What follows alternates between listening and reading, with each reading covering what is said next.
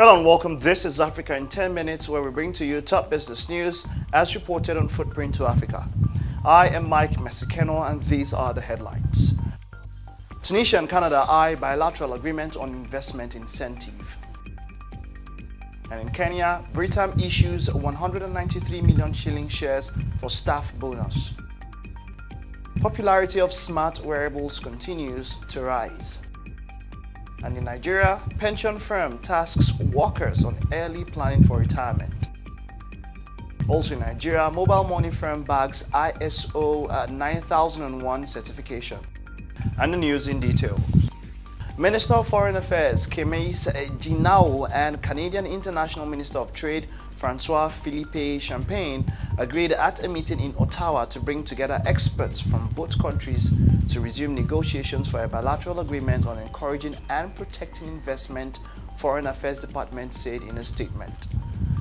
Both countries also agreed at a two-day visit of Tunisia's Minister of Foreign Affairs to Canada to build a strategic partnership in innovative high-value-added areas such as artificial intelligence, new technologies, higher education, and scientific research and tourism.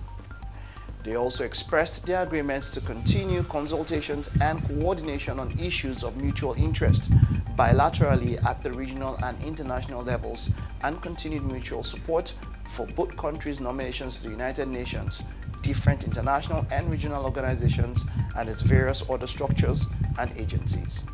Insurance firm Britam has issued 13.3 million shares worth 193.8 million shillings to establish its employee share ownership plan.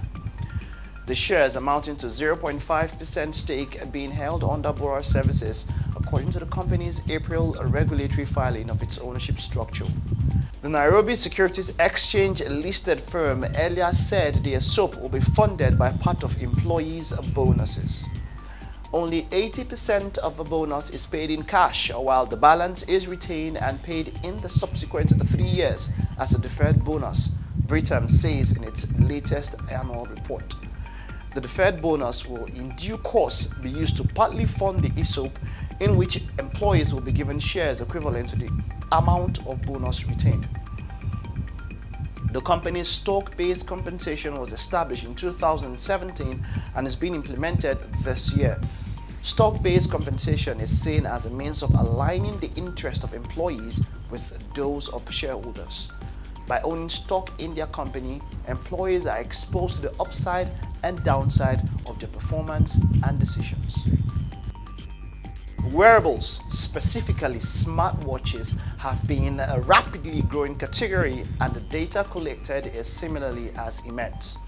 Smartwatches have been designed to integrate themselves into every moment of a wearer's life, whether awake or asleep. They record heartbeats, sleep patterns, workouts, you name it. In new research by security firm Kaspersky, they have also become tools for spying on their owners, collecting signals that after analysis could be turned into data sets unique to the smartwatch owner.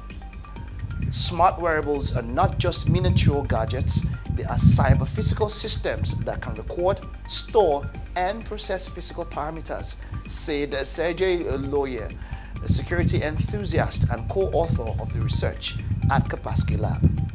These datasets, if misused, allow the user's activities to be monitored. Our research shows that even very simple algorithms being run on the smartwatch itself are able to capture the unique user's profile of accelerometer and gyroscope signals.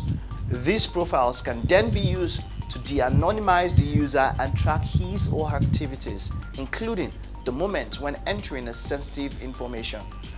This can be done via legitimate smartwatch apps that covertly send signal data to third parties, Loyer said. Wearables are expected to net about $28 billion globally this year. This makes them one of the largest and fastest growing segments in the market. Public servants have been urged to begin their exit from service early to prevent the late process of their retirement documents.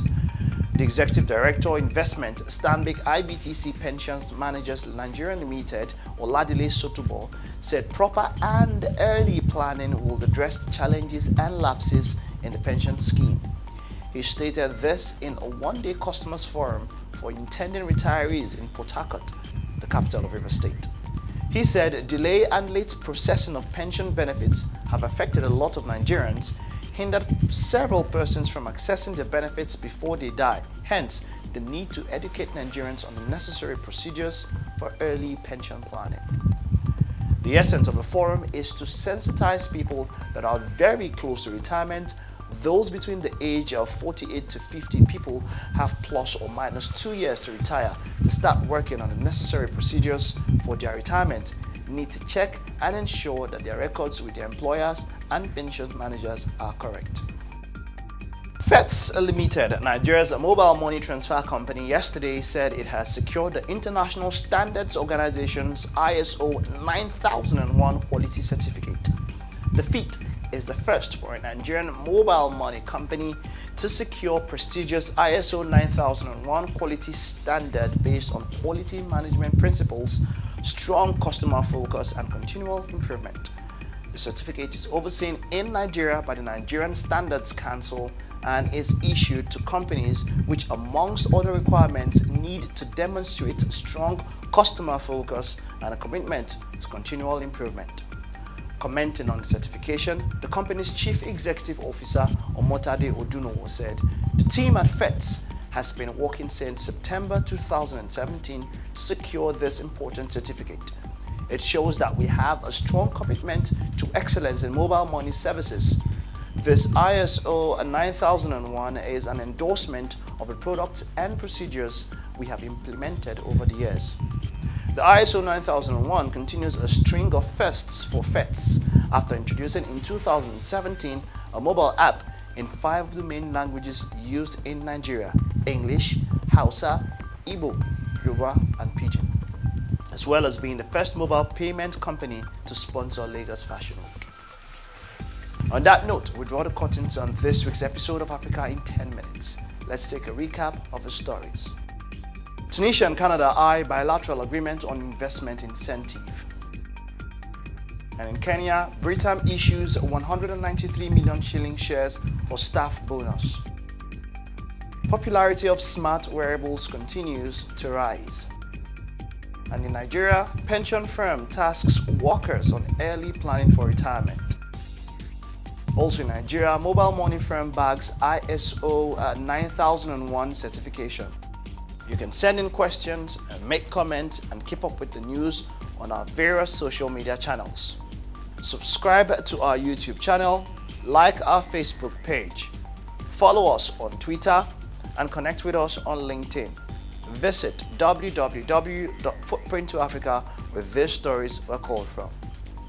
Footprint to Africa, business news made in Africa by Africans.